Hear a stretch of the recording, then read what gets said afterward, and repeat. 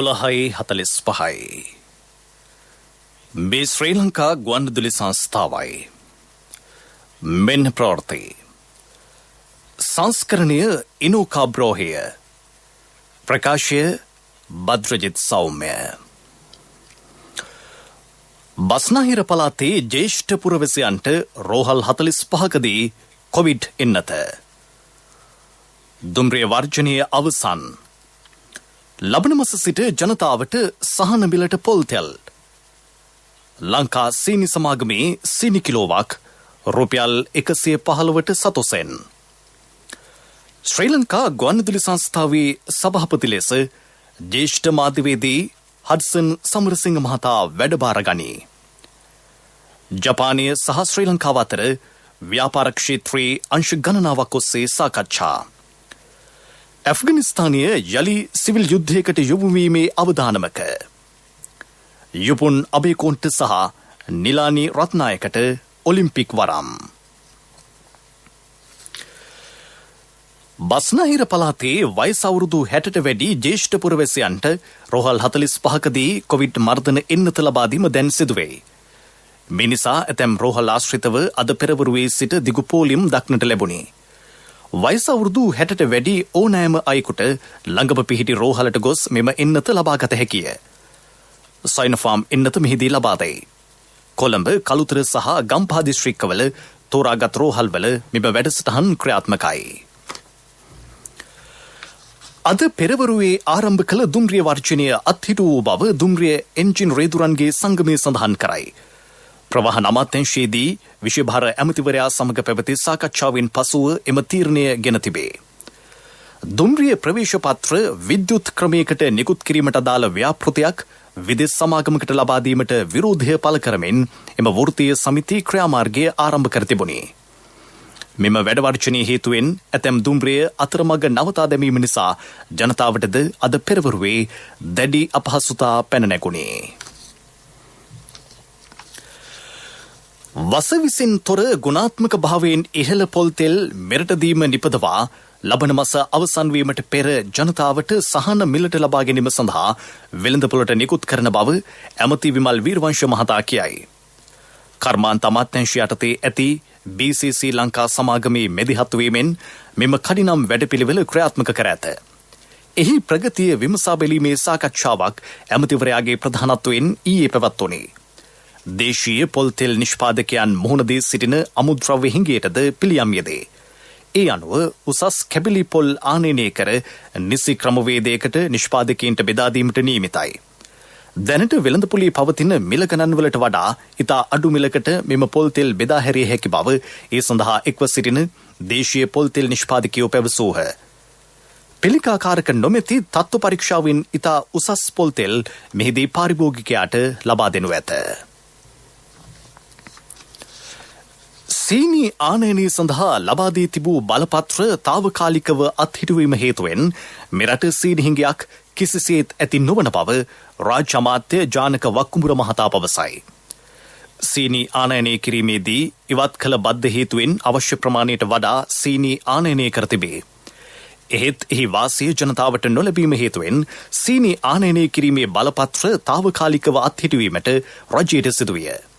ඉදිරියේදී ලංකා සීනි සමාගම හරහා සතොස මගින් සීනි කිලෝවක් රුපියල් 115ක මිලකට ජනතාවට ලබා දීමට කටයුතු කෙරේ. අපි බලාපොරොත්තු වෙන බදු අයින් කරපු එකේ වාසිය ජනතාවට ලබා දෙන්න. මේ වෙලේ රජයේ නැදියත් වීමක් වෙන්න ඕන. ඒක නිසා බන්දුරු ගුණවර්ධන මහත්මයා ඒ සෞම්පකාර සමිතියට සහ සතොසට අවශ්‍ය සුදුසුයි ආනයනය කරන්න ඉදිරියේදී කටයුතු කරනවා. ඒක නිසා ලංකාවේ සීනි හිඟයක් ඇති වෙන්නේ නැහැ. මේක తాවකාලික නතර කිරීමක් කළා තියෙන මොකද ඒ අය ගෙනාවු ප්‍රමාණය මේ වෙනකොට මෙට්‍රික් ටන් ලක්ෂ 3කට ආසන්න ප්‍රමාණයක් තියෙනවා කියලා තමයි අපිට දැනගන්න තියෙන්නේ. ඒ කියන්නේ මාසයකට අවශ්‍ය කරන්නේ මෙට්‍රික් ටන් 50000යි. ඒක මෙච්චර ප්‍රමාණයක් හටතුළු තියෙනවා නම් එහෙම අපව ආනයනය කිරීමේ අවශ්‍යතාවයක් වෙන්නේ නැහැ.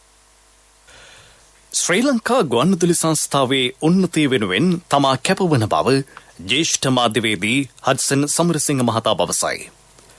ශ්‍රී ලංකා ගුවන්විදුලි සංස්ථාවේ නව සභාපතිවරයා ලෙස අද රාජකාරී ආරම්භ කරමින් සංස්ථා කුමාරතුංග මැදිරියේදී කාර්ය මණ්ඩලයේ අමතා ඔහු මේ බව කීවේය. ජනාධිපතිතුමාගේ සහ අගමැතිතුමාගේ ඉල්ලීමට අනුව නැවත වරක් තමා මෙම දුරේ වැඩබාර ගැනීමට කැමැත්ත පළ කළ බව සභාපතිවරයා පැවසීය. සංස්ථාවේ දියුණුව මගින් සේවකයන්ට වැඩි ප්‍රතිලාභ අත්කර දීම තවත් අරමුණකි. එමින්ම විකාශන කටයුතු තවත් පුළුල් කොට ජනතාවට හොඳ ශ්‍රවණ තත්ත්වයක් ලබා දීමටද අපේක්ෂා කෙරේ. විශේෂයෙන් ඩිජිටල් තාක්ෂණය උපරිම අන්දමින් යොදා ගැනීම අපේක්ෂාව බවද ඔහු පැවසීය. මෙම අවස්ථාවට එක් වූ අධ්‍යක්ෂ ජෙනරාල් චන්ද්‍රපාල ලීනකී මහතා පැවසුවේ සංස්ථාවේ දියුණුව දෙසා නව සභාපතිවරයා සමග එක්ව පුළුල් කාර්යභාරයක් ඉටු කරන බවයි. ඒ සඳහා නව වැඩසටහන් රාශියක් දැනටමත් හඳුනාගෙන ඇතැයි ඔහු කීවේය. හඩ්සන් සමරසිංහ මහතා මීට පෙර කිහිප වතාවක්ම සංස්ථා සභාපති දුරේ වැඩ කටයුතු කළේය. සංස්ථා අධ්‍යක්ෂ ජෙනරාල් දුරේ ඇතුළු තවත් තනතුරු රැසක් ඔහු දරා තිබේ. ශ්‍රී ලංකා ගුවන්විදුලි සංස්ථාව නව මගකට ගෙන යාමේ බාරදූර කාර්යභාරයක් ඉටු කළ හඩ්සන් සමරසිංහ මහතා වැටී තිබූ ගුවන්විදුලි අවස්ථා ගණනාවකදී ශක්තිමත්ව යලි ගොඩනැංවීමට දායකත්වය දැක්වීය. මේ ප්‍රවෘත්ති ශ්‍රී ලංකා ගුවන්විදුලි සංස්ථාවෙන්.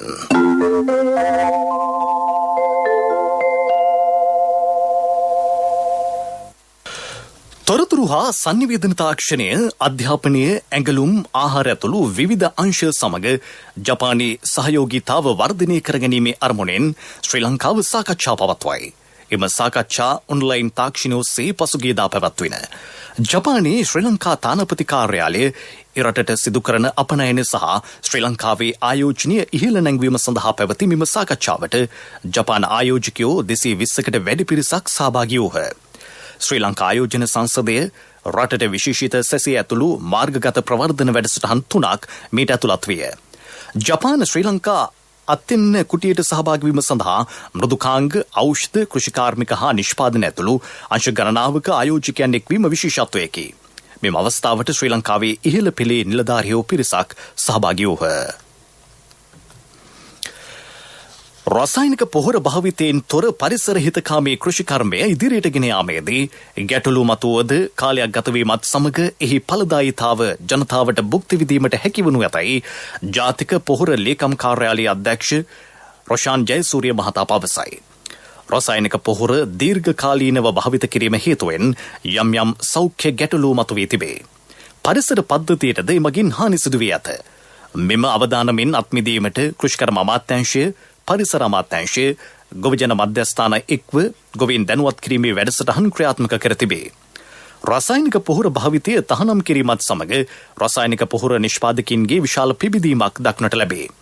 යම් යම් නිර්දේශවලට යටත්ව අවශ්‍ය ද්‍රව්‍ය පමණක් ආනයනයට කටයුතු කරන බව අධ්‍යක්ෂවරයා සඳහන් කරයි.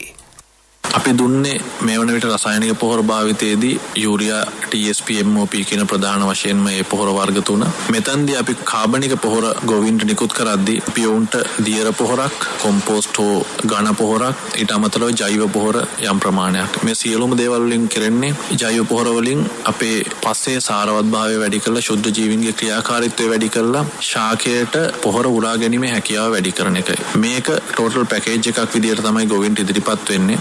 කටයුතු මේ වන විට සිදු කරමින් පවතින්නේ. ඊට අමතරව ජාතික පොහොර ලේකම් කාර්යාලය බලපත්‍රලාභීන් නිෂ්පාදකයන් අපි 2020 යලකන්නේදී ඔවුන්ගේ නිෂ්පාදන භාවිතයෙන් හෙක්ටයාර 24000ක් වගා කරලා තියෙනවා. ඊට පස්සේ අපි පහුගිය 2021 මහා කන්නේදී හෙක්ටයාර 20000ක් වගා කළා. අපිට මේ වසරේ කැබිනට් අනුමැතිය හිමි වුණා හෙක්ටයාර 1,44,000ක් වගා කරන්න. එතනින් අපි මේ වන විට 65000 හෙක්ටයාර වගා කරලා අවසానයි. මොනරාගල, කෑගල්ල, කළුතර සහ ගාල්ල දිස්ත්‍රික්කවල ග්‍රාම නිලධාරී වසම් හා ප්‍රදේශ 6ක් අද පෙරවරු 6 සිට ක්‍රියාත්මක වන පරිදි හුදකලා කර තිබේ. මොනරාගල දිස්ත්‍රික්කයේ බිබිල පොලිස් බල ප්‍රදේශයේ කනුල්වෙල ග්‍රාම නිලධාරී වසම, කෑගල්ල දිස්ත්‍රික්කයේ වරකාපුල පොලිස් බල ප්‍රදේශයේ හල්ලව ග්‍රාම නිලධාරී වසමේ නියුදුරුපොළ අංක 1, 2, 3 සහ 4 යන වතු නිවාස සහ දෙහියෝවිට පොලිස් බල ප්‍රදේශයේ පන්නගම ග්‍රාම නිලධාරී වසමේ දේවාල කන්ද වත්ත කොටස සහ දොඩම්පහළ ග්‍රාම නිලධාරී වසමේ පඹේගම වත්ත හුදකලා කර ඇත. ඊට අමතරව කළුතර දිස්ත්‍රික්කයේ දොඩංගොඩ හා එල්පිටිය පොලිස් බල ප්‍රදේශවල ප්‍රදේශ කිහිපයක්ද හුදකලා කර තිබේ. මේ අතර කළුතර, ගම්පහ, මාතලේ සහ කෑගල දිස්ත්‍රික්කවල හුදකලා කර තිබූ ප්‍රදේශ කිහිපයක් හුදකලා බවින් ඉවත් කර ඇත. නිරෝධායන නීති රීති උල්ලංඝනය කළ පුද්ගලයන් 433 දෙනෙකු ඊයේ අත්අඩංගුවට ගෙන තිබේ. ඒ අනුව මේ දක්වා අත්අඩංගුවට ගෙන ඇති සංඛ්‍යාව 45000 ඉක්මවන බව පොලිස් මාධ්‍ය ප්‍රකාශක ජ්‍යෙෂ්ඨ නියෝජ්‍ය පොලිස්පති අජිත් රෝහණ මහතා පවසයි. බස්නාහිර පළාතට පැමිණෙන සහ පිටවන ස්ථානවල යොදා ඇති මාර්ග බාධක 14කදී පුද්ගලයන් 4323 දෙනෙකු සෝදිසි කර තිබේ. එහිදී සංචරණ නීති උල්ලංඝනය කළ පුද්ගලයන් 59 දෙනෙකු ආපසු හරවා යාවා ඇත.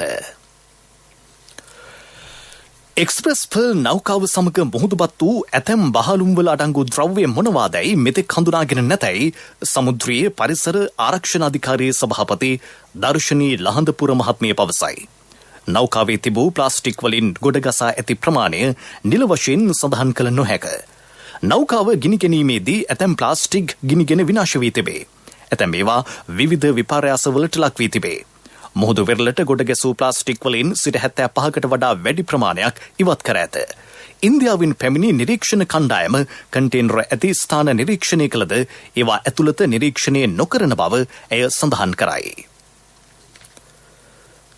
ශ්‍රී ලංකා ගුවන්විදුලි සංස්ථාව සංවිධානය කරන රතන සූත්‍ර දේශනාවේ 240 වැන්න අද පස්වරු 6:30 සිට කොළඹ කොටුව ශ්‍රී සම්බුද්ධාලෝක විහාරස්ථානයේ සිට ප්‍රචාරය කෙරේ. ලංකා බැංකුවේ එක්සත් බෞද්ධ සංගමය ඒ සංවිධානය කර ඇත.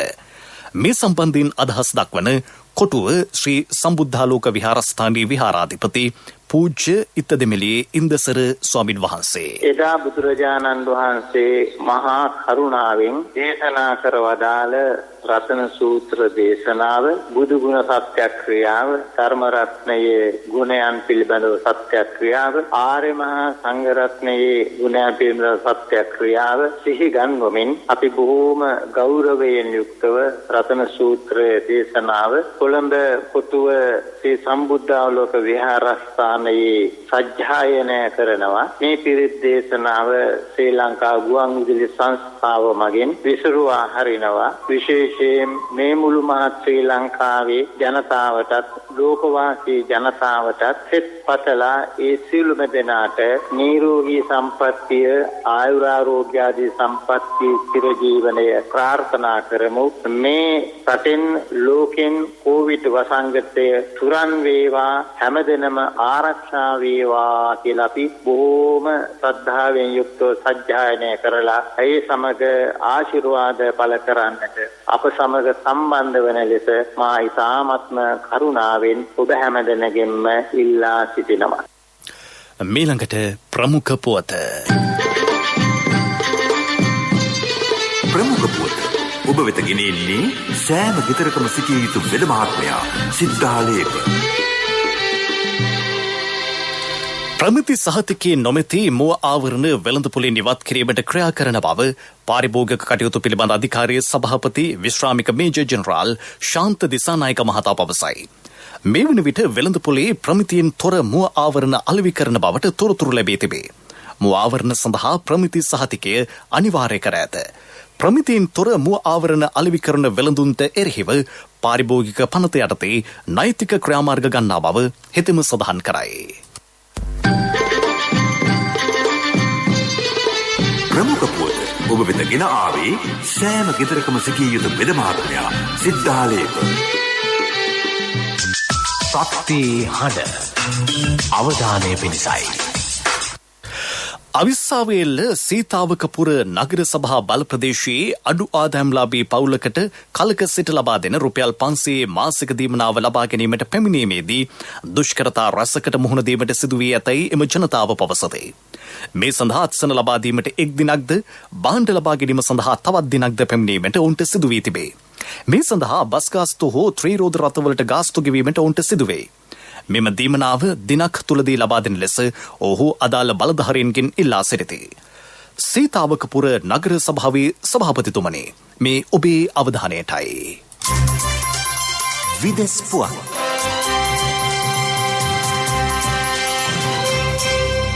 අවසන් ඇමරිකානු හමුදා බටපිරිස් ඇෆ්ගනිස්තානයෙන් ඉවත්වීමත් සමග එරට සිවිල් යුද්ධයකට යොමුවීමේ අවධානමක් පවතින බව ඇමරිකානු ඉහළ පෙළේ අනදින නිලධාරියෙක් සඳහන් කරයි.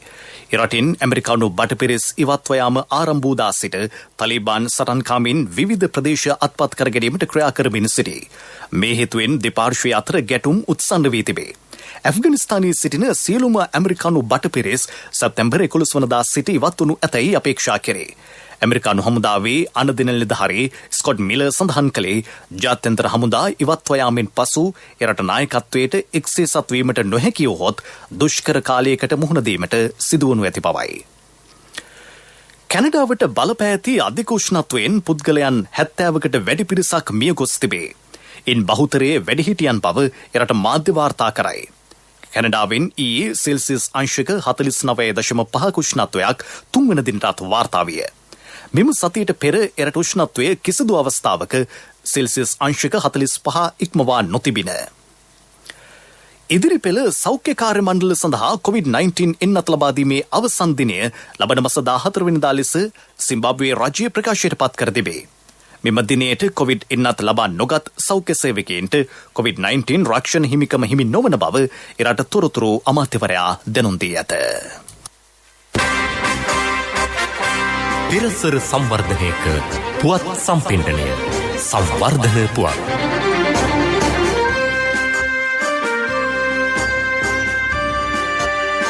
දැරණියගල නෝරිය ප්‍රදේශයේ තේ ව්‍යාප්ති නිලධාරී කාර්යාලයක් ස්ථාපිත කෙරේ. ඒ සඳහා ගොඩනැගිල්ලක් ඉදිකිරීම ඊයේ ආරම්භ කළ බව වැවිලි රාජ්‍ය අමාත්‍ය කනක හේරත් මහතා පවසයි.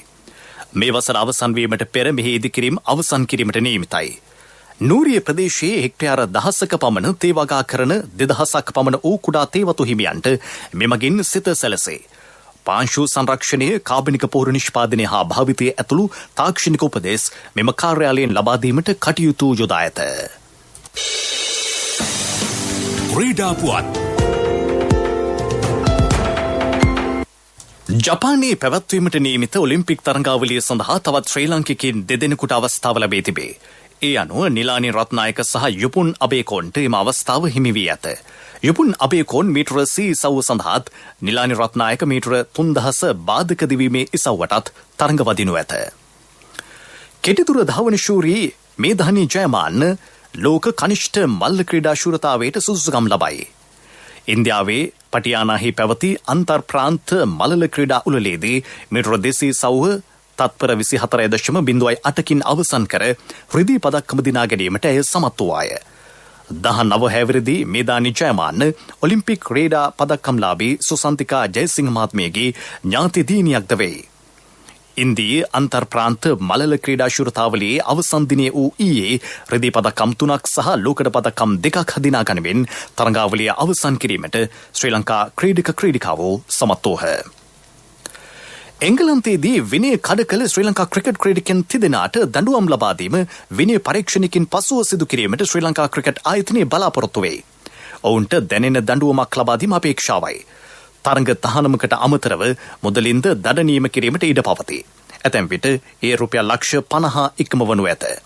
සාමාන්‍යයෙන් ජාතික කණ්ඩායමේ ක්‍රීඩකයින් නිරෝධනයට ලක් කෙරෙන්නේ තරු 5 හෝටලයකවත් මෙම ක්‍රීඩකින් තිදෙනා තරු 3 හෝටලයකට යොමු කර ඇත.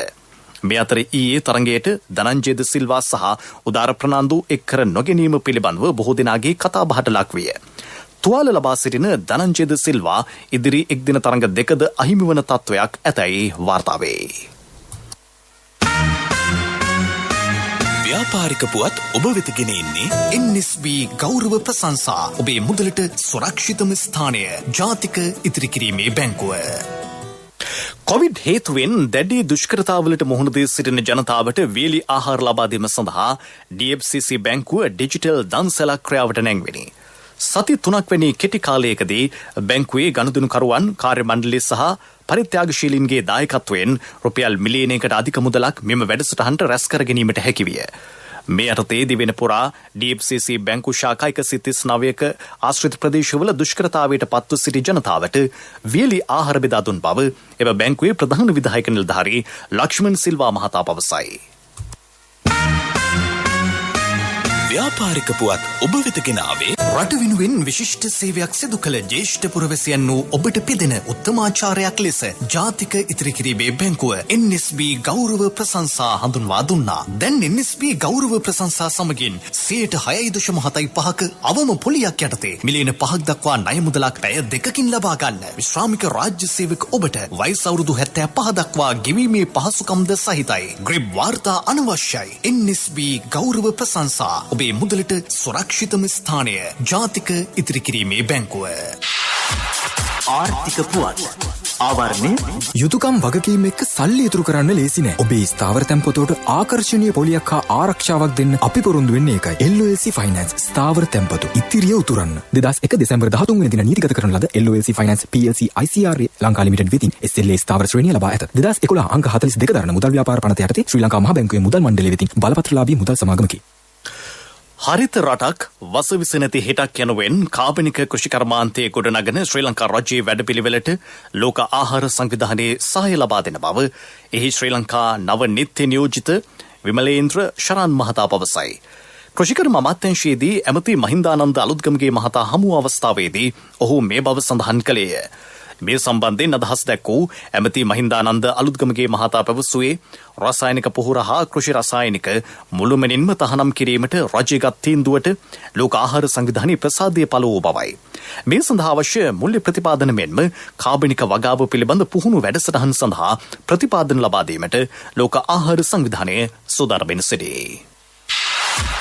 ආර්ථික පුවත් ආවරණය වසන්තයි යන්නේ. ඇයි මල්ලි? මොකද හදිස්සිය? නෑ අයියේ ඉතින් සල්ලි තමයි හදිස්සිය. ඇත්තද? හැබැයි සල්ලි හදිස්සි උනාට මල්ලි හදිස්සි වෙන්න එපා. ඕනම LOLC Finance ශාඛාවක ත්‍රිවිලර් එකේ පොත තියලා එවලේම සල්ලි ගන්න. LOLC Finance වීල් පොතට කෑෂ්. වීල් පොතට එවිලෙම කෑෂ් අතට.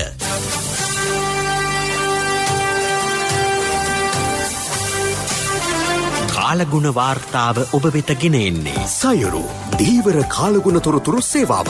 ඔබගේ ප්‍රදේශයට අදාළ කාලගුණ තොරතුරු නොමිලේ එසැනින් ඔබේ ඩයලොග් දුරකථනයට 828 අමතා ලියාපදිංචි වන්න. දීවර හා ජලජ සම්පත් දෙපාර්තමේන්තුව සහ කාලගුණ විද්‍යා දෙපාර්තමේන්තුවේ ඉදිරිපත් කිරීමකි.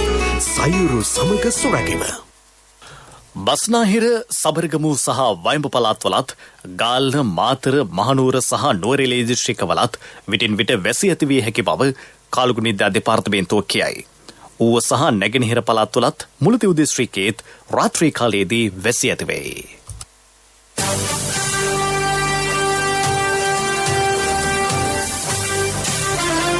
කාලගුණ වාර්තාව ඔබ වෙත ගෙන ආවේ සයුරු දීවර කාලගුණ තොරතුරු සේවාව. ඔබගේ ප්‍රදේශයට අදාළ කාලගුණ තොරතුරු නොමිලේ එසැනින් ඔබේ ඩයලොග් දුරකථනයට 828 අමතා ලියාපදිංචි වන්න.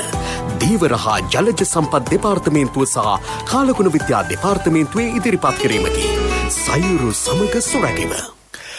යලි සිරස්තල බස්නාහිර පළාතේ ජ්‍යෙෂ්ඨ පුරවැසියන්ට රෝහල් 45කදී කොවිඩ් එන්නත.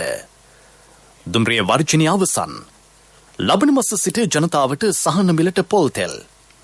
ලංකා සීනි සමාගමේ සීනි කිලෝවක් රුපියල් 115ට සතොසෙන්. ශ්‍රී ලංකා ගුවන්විදුලි සංස්ථාවේ සභාපති ලෙස ජ්‍යෙෂ්ඨ මාධ්‍යවේදී හඩ්සන් සමරසිංහ මහතා වැඩභාර ගනී. ජපානයේ සහ ශ්‍රී ලංකාව අතර ව්‍යාපාර ක්ෂේත්‍රයේ අංශ ගණනාවක් ඔස්සේ සාකච්ඡා.